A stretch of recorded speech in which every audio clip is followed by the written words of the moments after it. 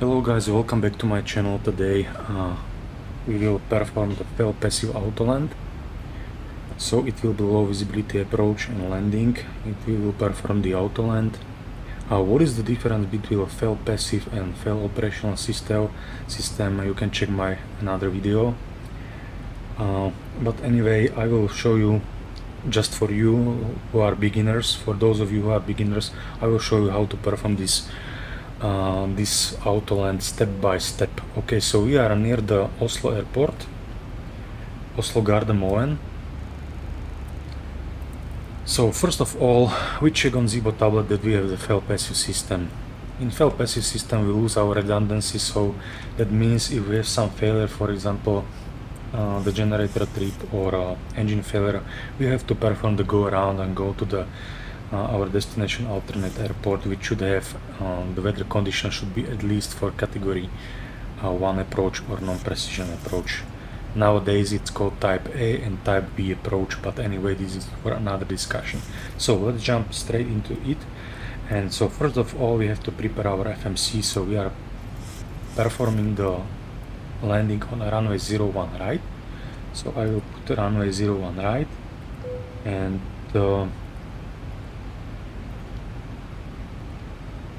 we will go via, yes, it was Insuf point, yes, Insuf waypoint, so like this one. So this is prepared. Descent forecast page would be prepared prior to the top of descent point, so I will skip this procedure. Now we will go and we will put the approach. I will recommend you always, if there is no advection fog which is causing by warm masses which are moving onto the cold surface, it's near the sea or coastal lines, so that means that you have high crosswind component or headwind component on your landing. In this case use flaps 30, but if it is the radiation fog, you should use the flaps 40 for the landing. Okay, so flaps 40 we have, wind additive 5 knots, that's okay. So FMC is prepared. So now I will jump into the brakes. No matter how long is the runway, the minimum auto brake should be used at least 2. Okay, so 2, 3 or maximum, depends on your length of the runway, the runway surface condition as well. We need to take into account and so on. So we have dry runway, long runway, so auto brake put on 2.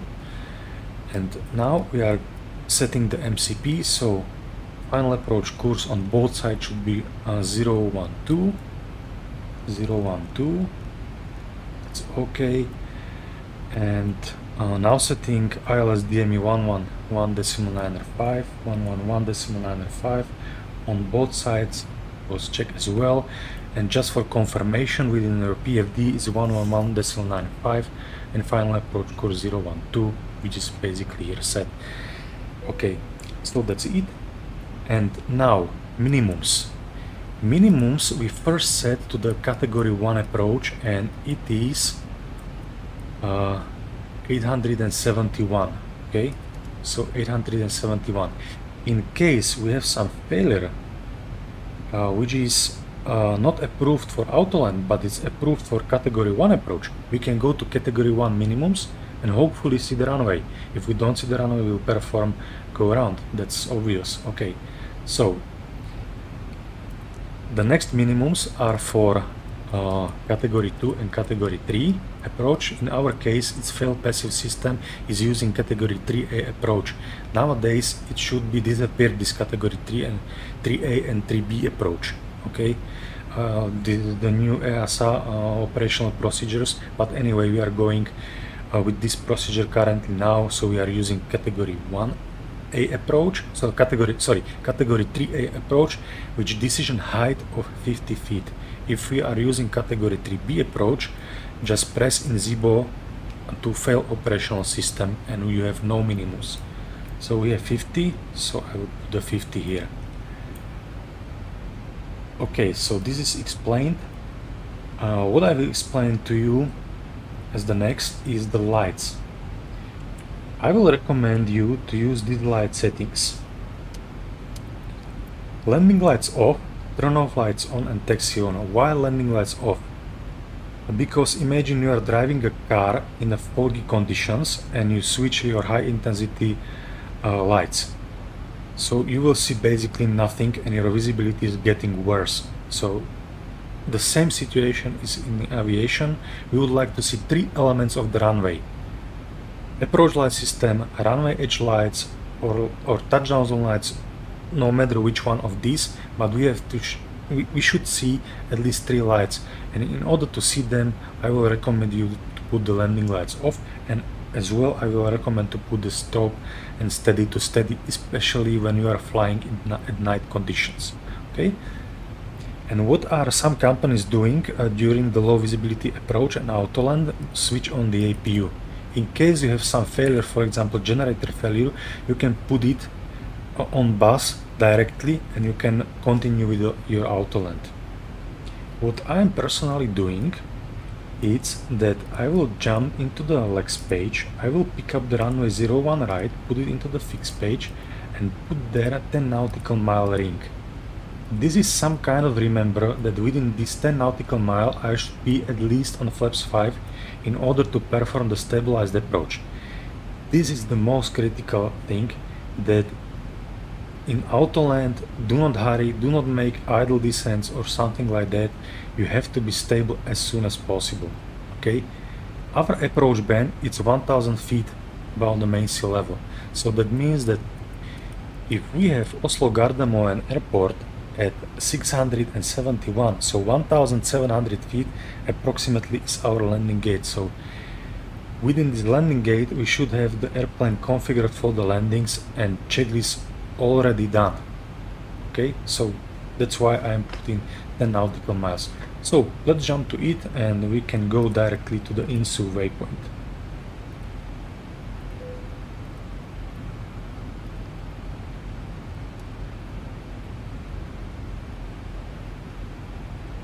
And we can check it easily that we have 33 nautical miles, track miles. So we'll wait for flap extension.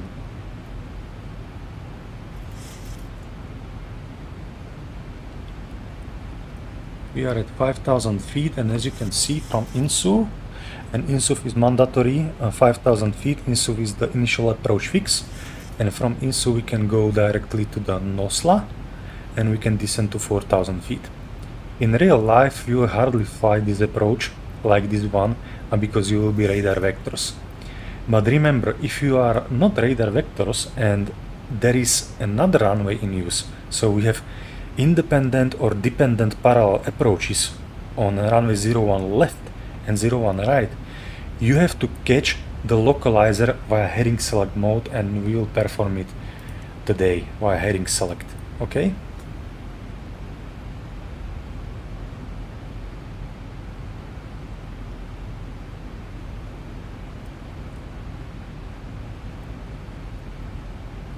So we can put cruising altitude of 5000 feet over here.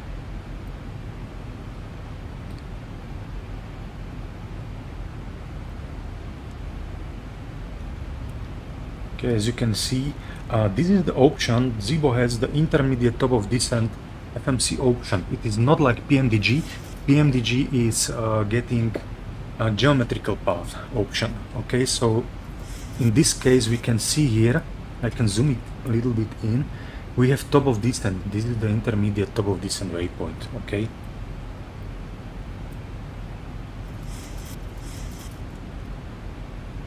And remember, we have to be stable as soon as possible. Okay, just quick jump and see our beautiful livery.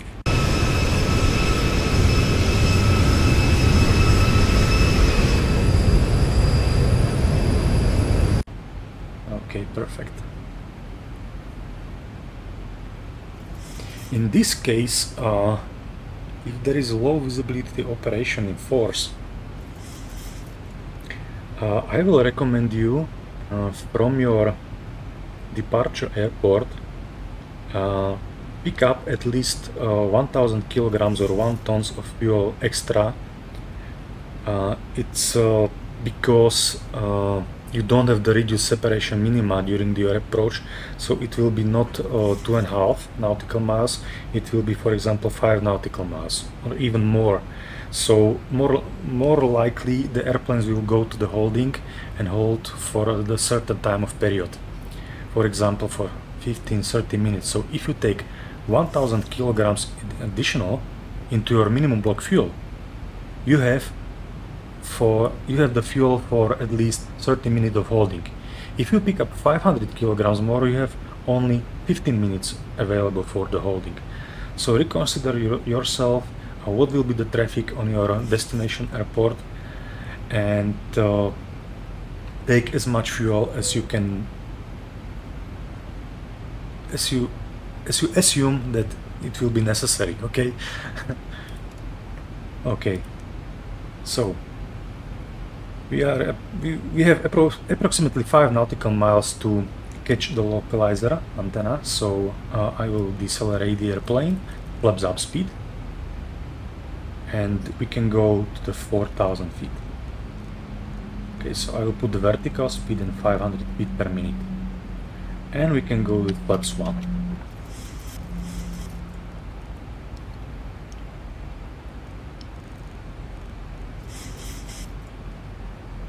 Okay, so if we have on VATSIM, for example, independent parallel approaches or dependent parallel approaches, press the heading select and go to the NOSLA waypoint via heading select. Okay.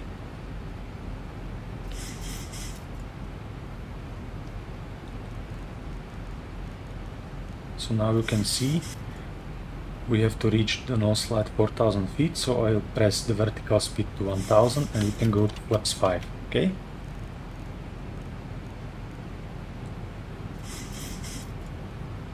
And now press the VOR, make it a little bit shallower, because ZIBO is likely to prone to overshoot the localizer and coming back from another side, which I don't personally like. The PMDG it's a little bit better with it this way, and we can go to 3500. Okay, so again vertical speed and going to 3500. Always watch the green banana, and that's it. So we have VOR captured, so we put the approach mode, we put the missed approach heading of 012.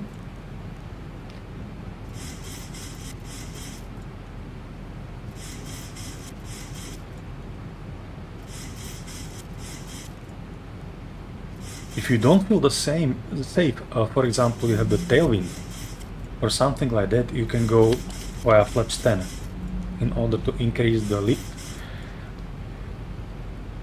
and as well the stall speed. As you can see, we already overshot the localizer, and this is what shouldn't happen in real life, but I assume the ZIBO will did it like this one, so it's an unpleasant situation, but what else we have to do? This is the flight simulation. And now you can see we passed the green circle within 10 nautical miles. We have flaps 10 and we are pretty stable prior to catching the glide slope, so we are okay. So now we have glide slope captured, we put the missed approach altitude, that's 4000 feet. And now we have to press the command B, so that means that we coupled another autopilot. You have to press it up to 800 feet, so up to 1500 feet of main sea level, otherwise you cannot perform the Autoland.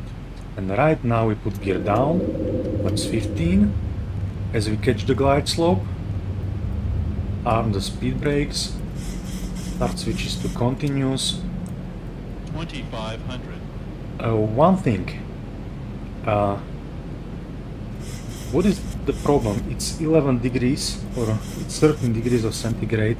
We have the inversion layers, so it can occur that now we are okay. We don't need to use the engine anti-ice, but within the inversion layer, we can, as we go down, the temperature will decrease. So that means always watch your total air temperature regarding to the engine anti-ice system. Okay, so if you are going to flaps 40, we have to go with flaps 25 first. So flaps 25.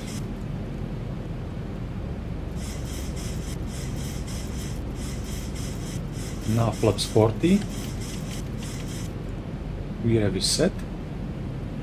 And we have to read the checklist. Engine start switches are continuous, speed brake arm, landing gear down, and flaps 40 green light. Landing checklist is completed and we are stable prior to reaching the approach band.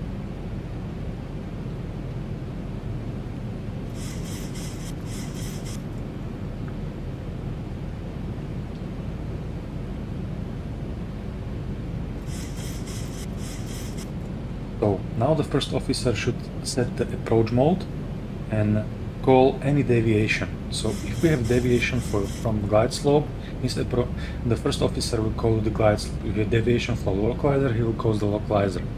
Now we have command, we have flare arm, and L now for go around we have armed. What is important to check? Command, that means that both autopilots are working now, and flare arm. Okay.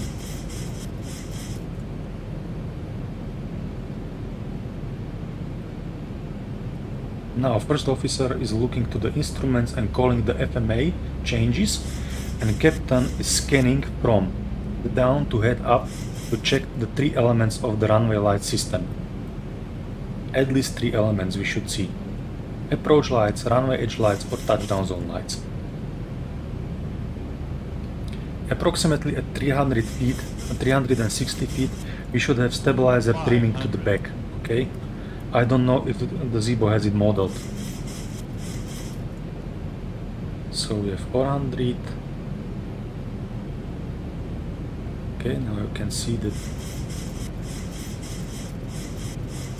Okay, so he's trimming. If he is not trimming, we should perform the go around. And now we are looking outside. Approaching minimums.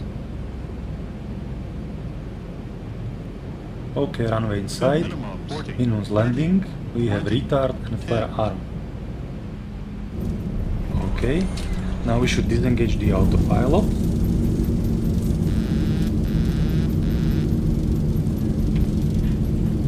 Keep the airplane on the center line and use the full reverse if you would like to do so.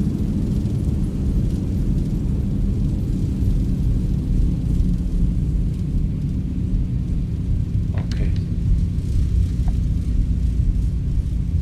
So that was it. It was pretty simple, I guess so.